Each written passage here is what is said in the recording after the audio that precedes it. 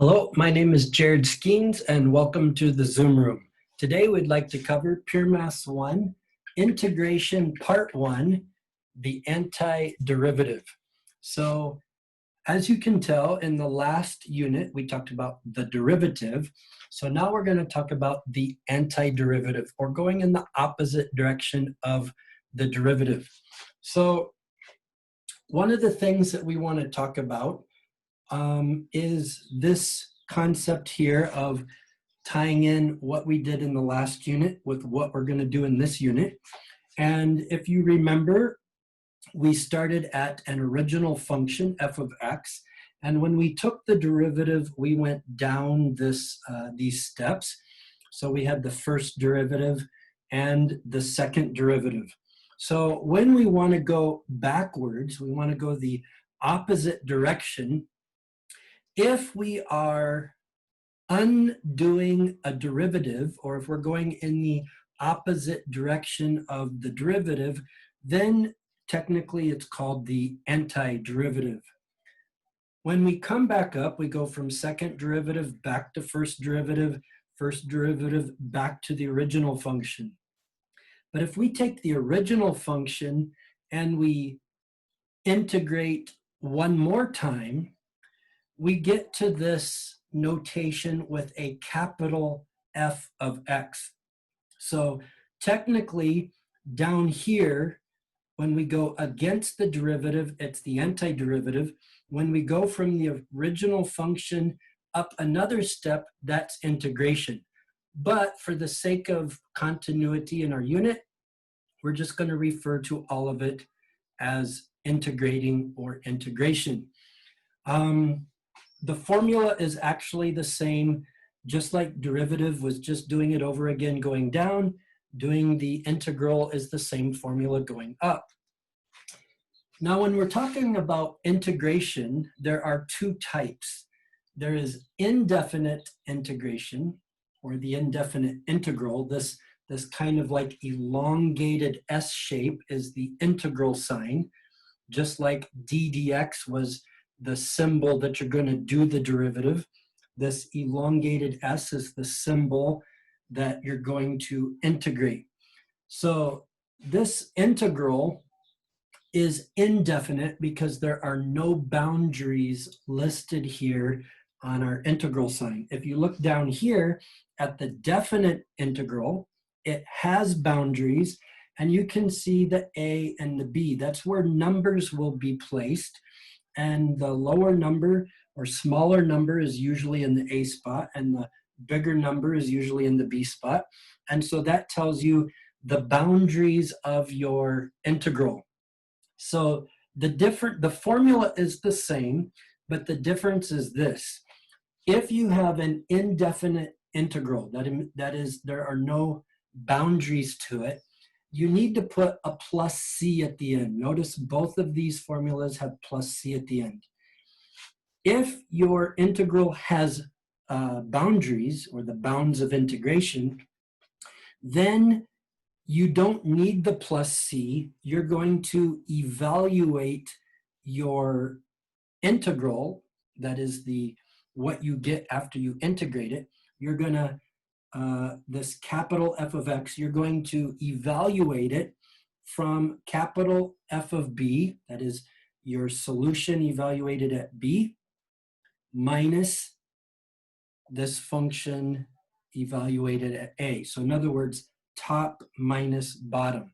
Now we're going to come back to this in part 2 when we get to an application of integration.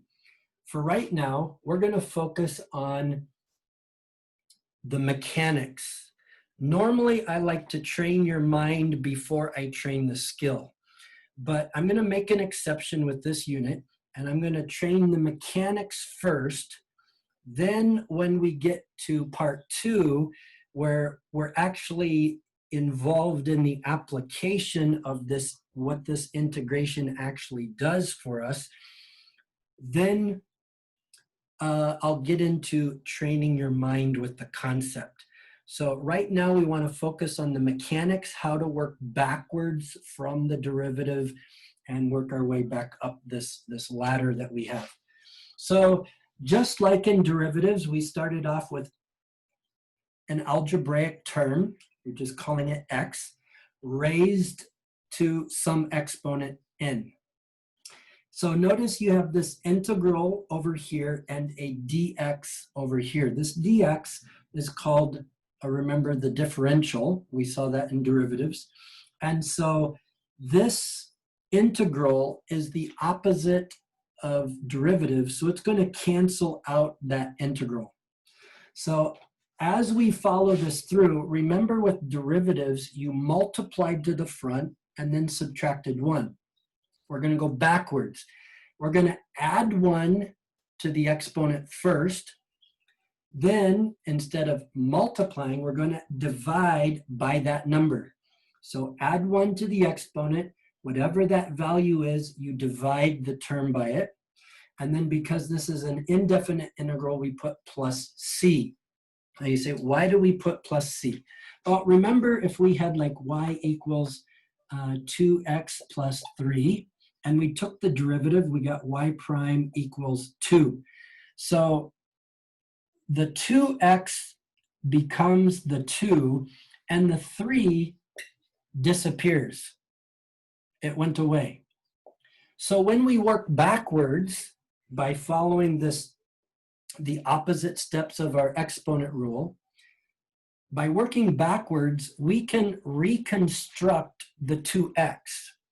But we've got nothing to work with here. It's empty, it's blank, it's 0. So we don't know what number became 0. Could be 3, could be 30, could be 300. We don't know what value, what constant disappeared here. So that's why we need to put a plus c.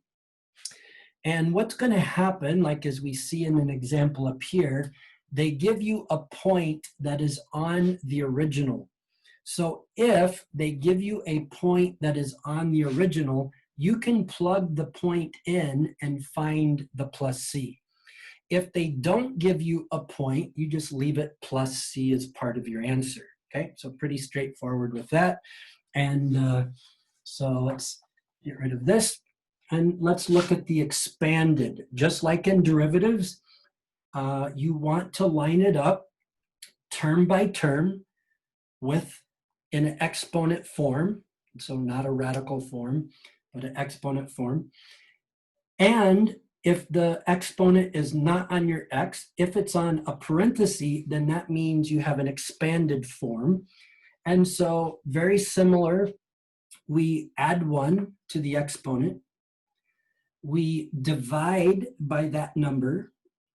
Then, just like with derivatives, we do the derivative of the inside, which was a. But instead of multiplying by a, we divide by a.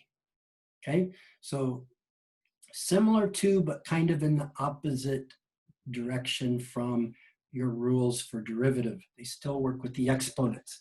So this rule down here, we'll look at again in part 2. We want to focus on the mechanics of making sure you know how to do the integral, then we'll get into the applications. So here is a Cambridge question. There are a few questions that simply ask you to actually, what they say is find the equation. Here is dy dx.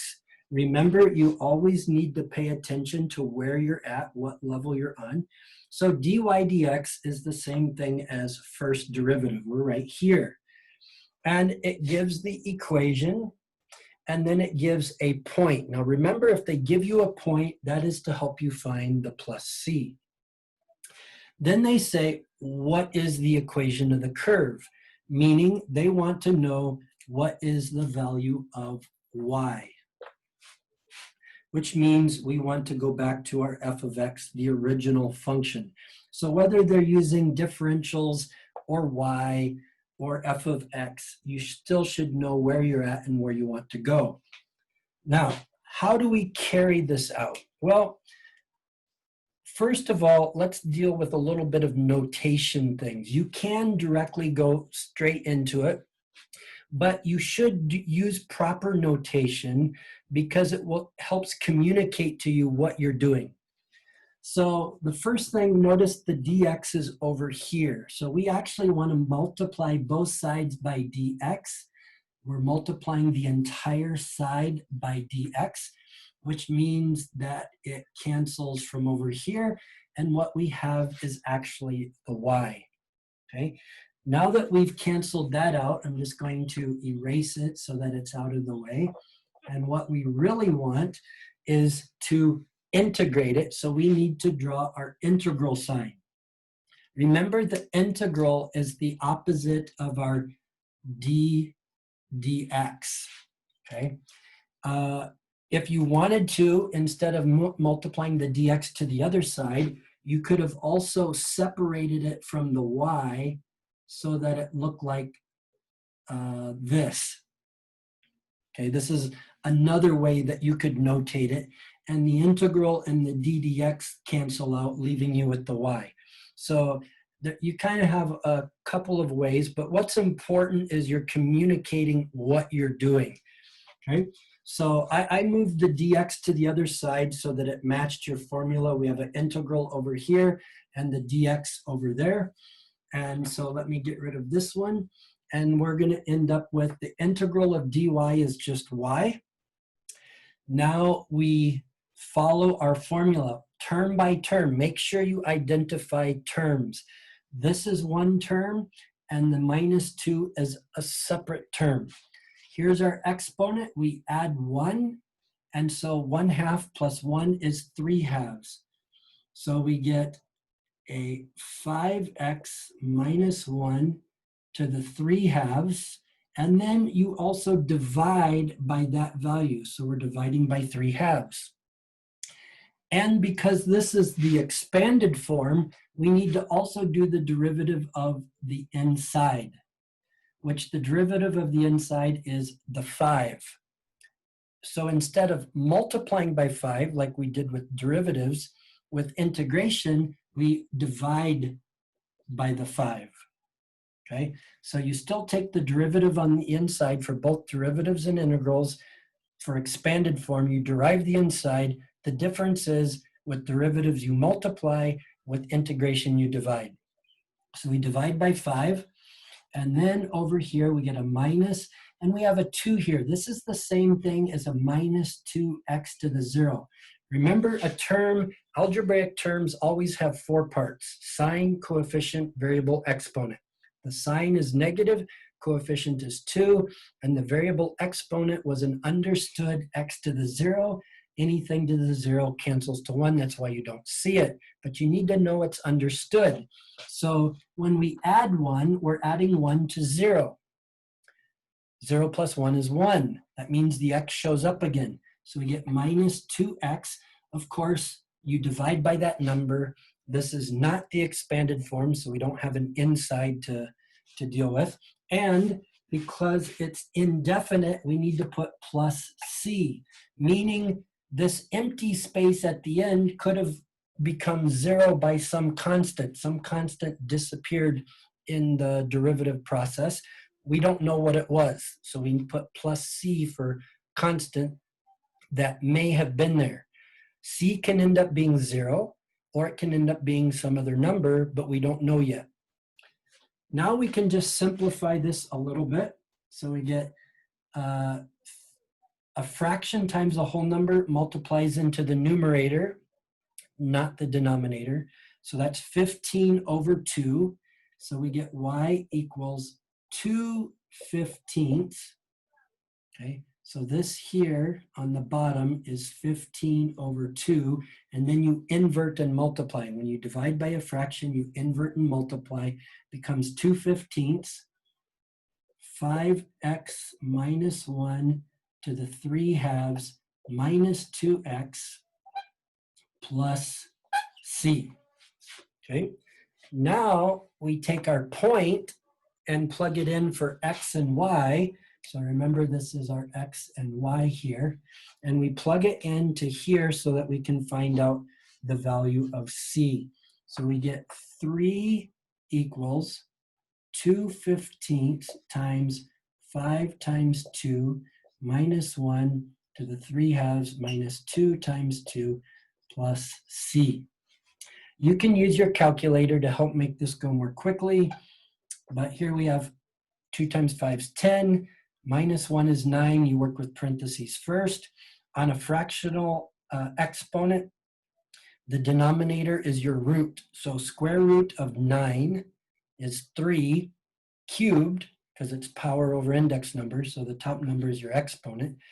So 10 minus 1 is 9, square root is 3, cubed is 27, and 27 times 2 is 54. So we get 54/15, which reduces to, divide by 3, we get 1/18/5.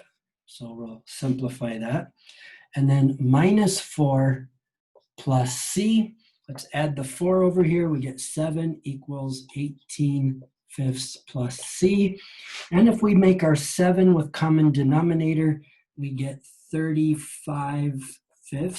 5 times 7 is 35, 35/5 minus 18/5. 35 minus 18 is 17/5. So all you need to do is come back up here to our function, erase the c, and put in the 17/5. This here is the equation of our curve from which this was the derivative. If you wanted to double check, you're not going to have time on a Cambridge test to double check everything. But if you wanted to make sure you did it right, other than checking the mark scheme, you could do the derivative. The better you are at doing the derivative, the easier you'll learn integration, because it's the opposite. It's kind of like you learn addition, then you learn subtraction. You learn multiplication, then you learn division. Well, these are opposites. So if you work backwards here, notice 3/2 times 2/15. The 2's cancel. 3/15 is 1/5. Take the derivative of the inside times 5. 5 times 1/5 disappears. 3/5 minus 1 is 1/2. 1 times -2 is just -2. The x goes away and the constant becomes nothing. So you can double check really quick by working the derivative and check to see if that's what you really get.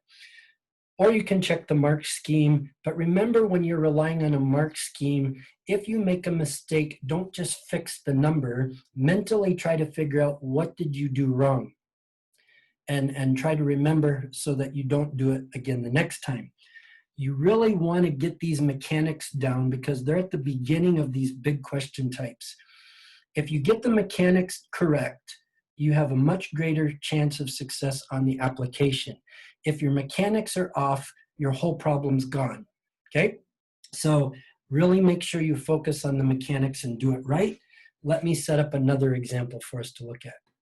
Okay, here's our second question here. And we have our dy dx equals k over root x. Again, we're on the first derivative level. Now they give us 2 points. So why do they give us 2 points? We only need 1 point to find the c. But now we have 2 variables that we're going to end up with. We're going to end up with k and the plus c because this is going to be an indefinite integral. And with 2 variables, you need 2 equations. So that's why we have 2 points given to us, because we're going to end up with 2 variables. So again, let's just move that dx over here, get rid of that, show our integral here. And so we're going to change this into y. By the way, the instructions are find the equation. So we're just, again, working on mechanics, not really application. Although this is sort of an application, we can find out the original equation. So the integral of dy is y. Then this actually is kx to the -1/2. This root x, just like we did in derivatives, you want to change your terms into an exponent form that's in the numerator. So root x is x to the 1/2, and when we move it across the division bar, it becomes -1/2. So now remember we add 1. So a negative half plus 1 is now a positive 1/2. So we have k, which is just the constant, x to the positive 1/2. And then remember we divide by that number, okay? And then we put our plus c. So when we divide by a fraction, we invert and multiply. So this is the same thing as 2k. And you could put root x if you want to change it back into the radical, plus c. Okay, so here we have our 2 variables and 2 points. So we can make 2 equations. So if we plug in the 1 and -1, the -1 is our y, equals 2k. The root x, this is 1, so root 1, just 1 times 2k, plus c. And then we plug in our 4, so we get 4 equals. Now root 4 is 2 times the 2 in the front is 4, so we get 4k, because we have a 4 for the x. So root 4 is 2 times 2 is 4k, and then our plus c. So what I'm going to do is, to get rid of the c's, since they're already the same coefficient, we'll subtract. And instead of subtracting down, what I like to do to keep my variable positive is I like to subtract up. If subtracting down gives you a positive, then subtract down. But because I don't want a negative on my k, I'll just subtract up. So 4 minus a -1 gives me a positive 5. 4k minus 2k gives me 2k, and c minus c cancels out. So my k is 5/2. Then to find the c, we plug it in here. So now we get let's use the blue here, -1 equals 2 times 5/2 plus c. The 2's cancel. You subtract 5 from both sides. So c equals a -6. Now we can write out our problem here. Notice the 5/2, when you put the 5/2 here, cancels the 2. It's not divide, it's replacing the k. So the 5/2 multiplied by 2, the 2's canceled. So we end up with y equals 5 root x minus 6. And this then is our equation. So again, really focus on the mechanics. Take your time to step by step think through your mechanics of these formulas. When you get into the Cambridge questions, the derivatives and integral question types are blended together. In the same problem, you might be going back and forth between doing a derivative, doing an integral, or maybe even both, even in the same, like I, something like that. You can be doing both. So you really need to pay attention which direction you're going, which formula you're using, and the mechanics of it needs to be sharp. That way, you can move into the application part of the question. You don't want to be making mistakes at the beginning of these big value problem question types. So here is our second example. Let me set up for the next one. So this time in our question, it's basically the same thing, but it's written in function notation. So here you see them blending function concept with our integral. They give you f prime of x. So again, we're on the first derivative level.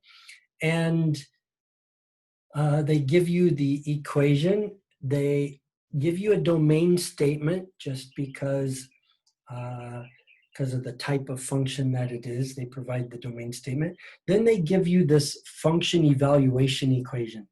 F of 1. Notice this is f, not f prime. Meaning this is if you evaluate the original function where x is 1, you get an output of -3. And remember, f of x is your y value. So you should recognize this as basically a coordinate. You have a point, 1 for the x, -3 for the y. So instead of giving you it as a coordinate of a point, they're giving it to you in this function evaluating the function equation. You need to recognize that as same thing. Now we can go ahead and differentiate it. So we just put our integral sign here. It's not showing the differentials. So if it makes you feel better, you can put the dx at the end. It's not a bad habit. Normally when you integrate, you have the dx over there. And so when you take the integral of a derivative, it cancels out. So we just end up with f of x equals, here's our first term, and that's the second term. The -6 is the second term. We add 1, so 1/2 plus 1 is 3/2. So we get a 3, that's the coefficient. Here we have inside the parenthesis 2x minus 1 to the 3/2. We then divide by that value. We add 1 first, and then we divide by the value. And don't forget, this is expanded. We have to do the derivative of the inside, which is just 2. So we also have to divide by the 2. So the 2 goes down in here in the denominator, dividing the main part of our term here. Now these, let's move on to the -6. -6, and this, remember, is a -6x to the 0. So we add 1, that gives us x to the 1, and we divide by that number, which still stays 6, and we put plus c because it's an indefinite integral. So as we simplify this, the 2's cancel. Make sure you follow proper order of operations, proper canceling technique. So the 2's cancel, now the 3's cancel. So we end up with f of x equals a 2x minus 1 to the 3/2 power minus 6x plus c. We need to find out what that plus c is. So we're going to plug in the -3, 1. So -3 is the y value. When we plug in 1 here, 2 times 1 is 2, minus 1 is 1, 1 to any power is just 1, minus 6 times 1 plus c. So this is -3 equals 1 minus 6 is -5 plus c. So c equals 2. And now we can rewrite our equation. You could move it up here. I'll just rewrite it again down here. F of x equals 2x minus 1, 3/2 power minus 6x plus 2. This then is the equation of, or the f of x. And that was what the question was asking for. Find f of x, or in other words, the original function. Okay, so this one was only different in the fact it used function notation. Let's look at one more, and hopefully by then you get the flow and feel of the mechanics of this. You really need to get that down before you start moving into the more complicated questions.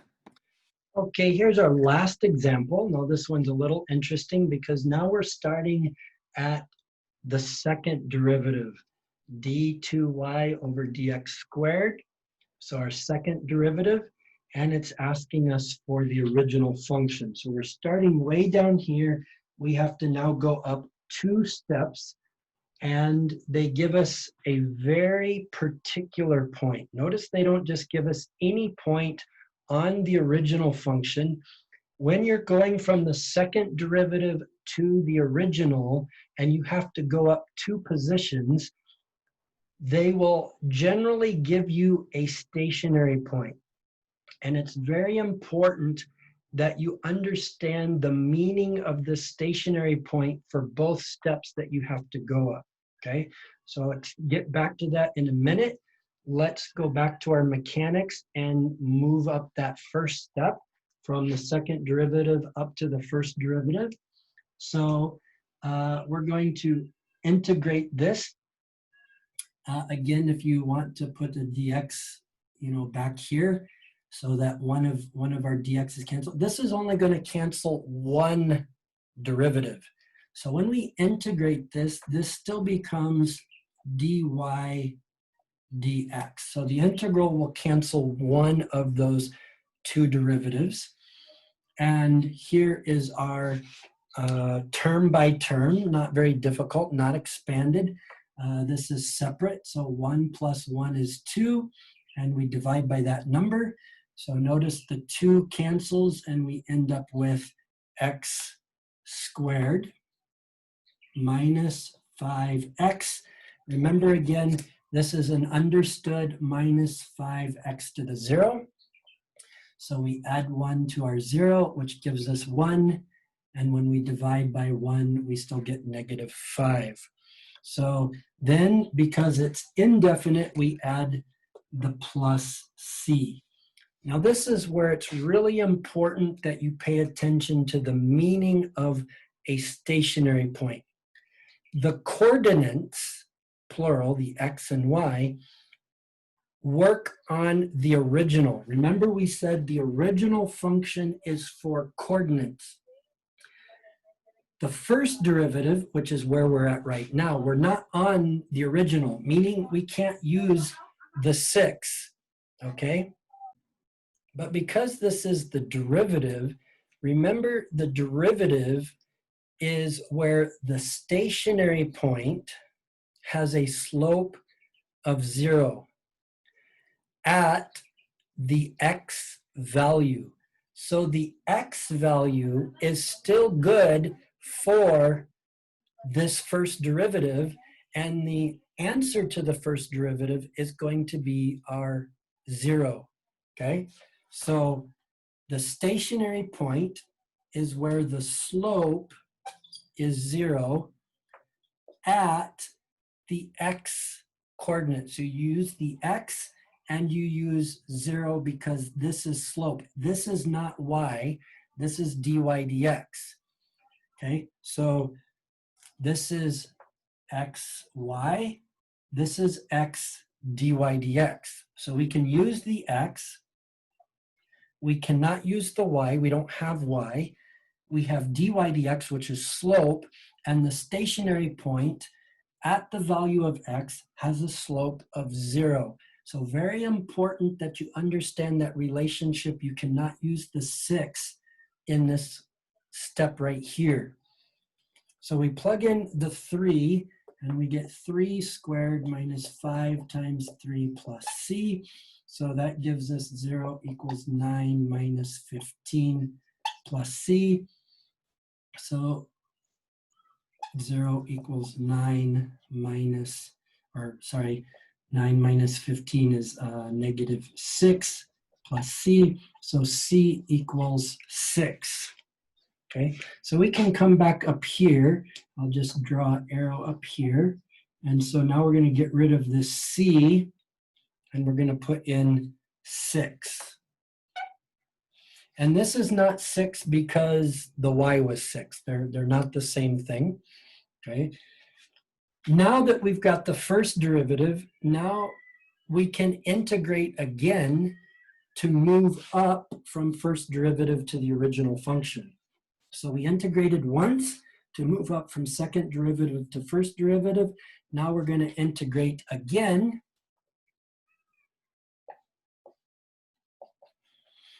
to get our original function. Now we get y equals, so here's plus 1, so that's x cubed, and then don't forget to divide by that number, so we divide by 3. Here's a 1, plus 1's 2, so minus 5 halves x squared, and this is like an x to the 0 plus 1, so that gives us plus 6x. And again, we need the plus c because it's an indefinite integral. So again, term by term, these aren't difficult ones. This is all your basic term formula. We didn't have any expanded, but we're moving up 2 levels instead of 1. Now we're on x and y. Now you can use both the 3 and the 6. Okay, so on this level, you could only use the 3 for the x, but there's no y. So for dy dx, we use 0 because stationary points have 0 slope. Okay. Then for this one, we have x and y. We can use the 3 and 6.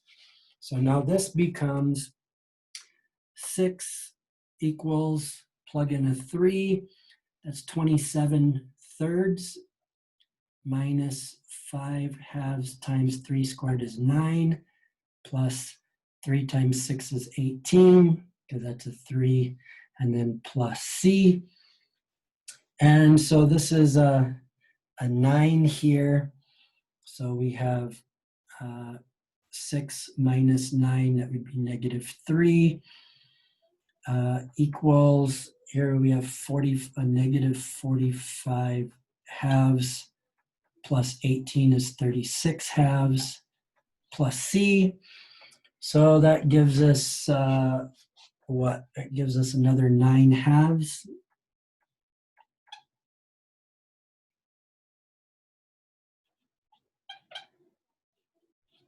So we get c, we add 9 halves to the other side. You can do this on your calculator. You don't have to do it in your head. I know some of you really don't like fractions. I just get in the habit of trying to push myself to go as far as I can without using the calculator. It's a good habit because it keeps your fine math calculation skills going. If you keep going to the calculator every time you have a fraction, your math calculation skills deteriorate. So I keep pushing myself to go as far as I can, work with fractions.